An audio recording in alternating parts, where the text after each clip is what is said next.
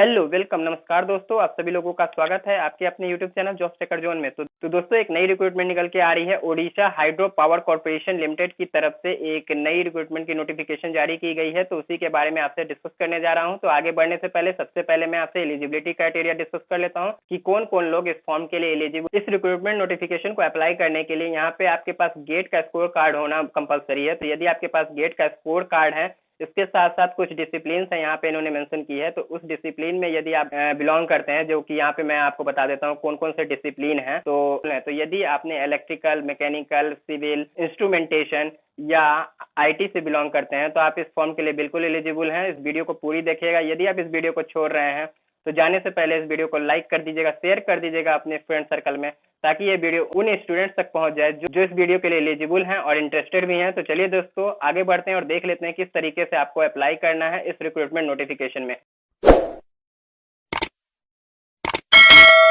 तो जैसे ही हम लोग इनके रिक्रूटमेंट नोटिफिकेशन पे आते हैं, जैसे यहाँ पे ohptcl.com पे आते हैं, तो यहाँ पे इनका एडवर्टाइजमेंट यहाँ पे इन्होंने मेंशन किया है। तो आप लोग इस यहाँ पे क्लिक करके इनका एडवर्टाइजमेंट को ओपन कर लेंगे। तो जैसे ही यहाँ पे एडवर्टाइजमेंट को ओपन करते हैं तो यहाँ पे Odisha hydro power corporation limited, जो कि इनकी तरफ से रिक्रूटमेंट नोटिफिकेशन निकाला गया है, यहाँ पे इन्होंने सबसे पहले यहाँ पे इन्होंने मेंशन कर दिया है कि 16/8/2022 से इनका जो ऑनलाइन रजिस्ट्रेशन करने का वो ओपन हो जाएगा। तो आप 16/8/2022 से आप लोग रजिस्ट्रेशन कर सकते हैं और लास्ट डेट जो है 15/9/2022 है। तो इस डेट तक आप लोग को अप्लाई करना है। उसके बाद आगे बढ़ते हैं तो यहाँ पे इन्होंने लिखा है कि ये 30/9/2022 को आपको कॉल लेटर्स रिसीव हो जाएगा इनकी तरफ से, जो कि वेरिफिकेशन के लिए, और 15/10/2022 तक आपको डॉक्यूमेंट वेरिफिकेशन के लिए जाना होगा। टोटल यहाँ पे इन्होंने डेट मेंशन कर दी है कि क्या किस किस डेट पे आपको क्या क्या होगा। तो इसके बाद आगे बढ़ते हैं इस नोटिफिकेशन में। तो यहाँ पे वैकेंसी के बारे में बताया है कि यहाँ पे जो पोस्ट है, जैसे जीईटी इलेक्ट्रिकल वालों के लिए यहाँ पे 15 एसटी के लिए है, 7 एससी के लिए है,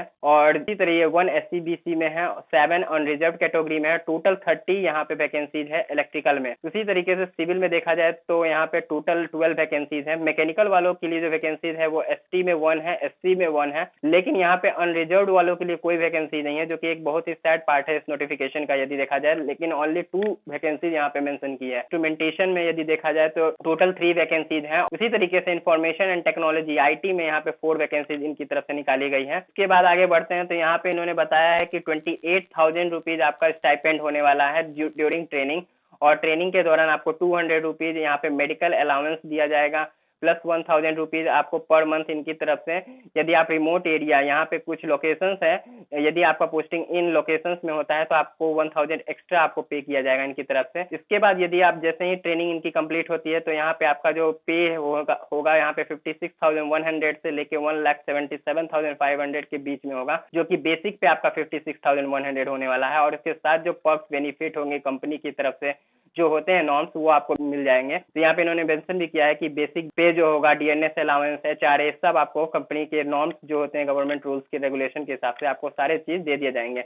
1 ईयर का आपका ट्रेनिंग होगा, ट्रेनिंग पीरियड यहाँ पे होगा, और बॉन्ड रहेगा आपका सर्विस एग्रीमेंट बॉन्ड। यदि आप लोग 3 साल से पहले यदि आप लोग इस ऑर्गेनाइजेशन को छोड़ देते हैं तो आपको ड्यूरिंग ट्रेनिंग पीरियड में ही यदि आप छोड़ देते हैं तो आपको 2,16,000 का बॉन्ड होगा, और यहाँ पे 3 लाख का बॉन्ड होने वाला है यदि आप 3 साल से पहले छोड़ते हैं, यानी कि ट्रेनिंग पीरियड के बाद छोड़ते हैं इस ऑर्गेनाइजेशन को। ये रिक्रूटमेंट होगा तो यहाँ पे इन्होंने मेंशन किया है कि यहाँ पे जो आपका गेट का स्कोर है उसके बेसिस पे यहाँ पे सिलेक्शन किया जाएगा। तो जो भी आपका गेट का स्कोर होगा उसी के बेसिस पे पहले इनके तरफ से शॉर्ट लिस्टिंग किया जाएगा।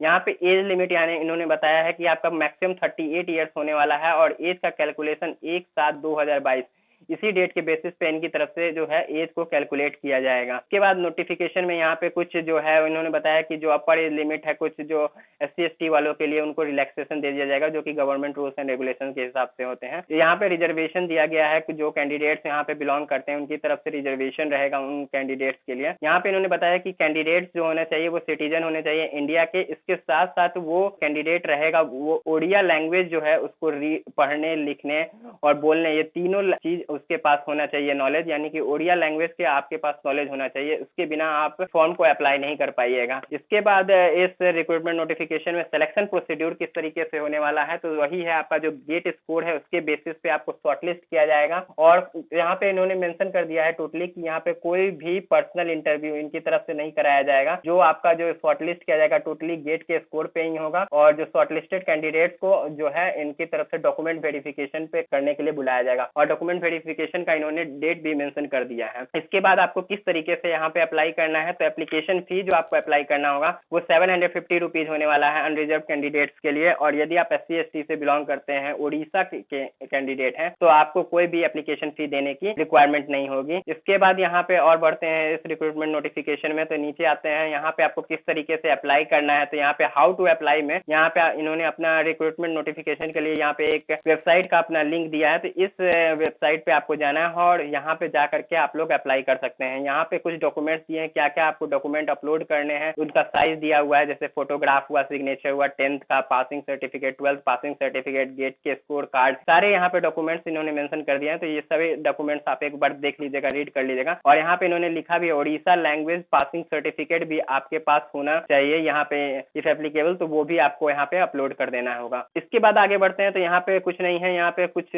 आपको क्वेरी रिलेटेड यहाँ पे इन्होंने इन्फॉर्मेशन दिया है कि जैसे कि आपको कोई भी और भी क्वेरी होती है तो आप इनके इस ईमेल आईडी पे आप लोग मेल कर सकते हैं, या इस नंबर पे आप लोग फोन करके यहाँ पे क्वेरी अपना सॉल्व कर सकते हैं। जो भी आपको डाउट होती है तो यहाँ से आप लोग क्लियर कर लीजिएगा। उसके बाद यहाँ पे फिर वही इंपॉर्टेंट डेट्स जो ऊपर में इन्होंने बताया था कि एप्लीकेशन डेट, किस डेट को आपको अप्लाई करना है, किस डेट को लास्ट डेट होने वाली है, और डॉक्यूमेंट वेरिफिकेशन की जो शॉर्टलिस्टेड कैंडिडेट्स का जो डॉक्यूमेंट वेरिफिकेशन होगा वो यहाँ पे इन्होंने मेंशन किया है। तो यही था दोस्तों इस रिक्रूटमेंट नोटिफिकेशन में। तो दोस्तों यदि आपको ये वीडियो अच्छी लगी हो तो इस वीडियो को लाइक कर दीजिएगा, शेयर कर दीजिएगा अपने फ्रेंड सर्कल में, और सब्सक्राइब करना ना भूलिएगा इस चैनल को, ताकि आगे आने वाली कोई भी नई नोटिफिकेशन आपको इस चैनल पे सबसे पहले मिल जाए। तो चलिए दोस्तों, मिलते हैं आपको अगली वीडियो में अगली नई नोटिफिकेशन के साथ। तब तक के लिए धन्यवाद।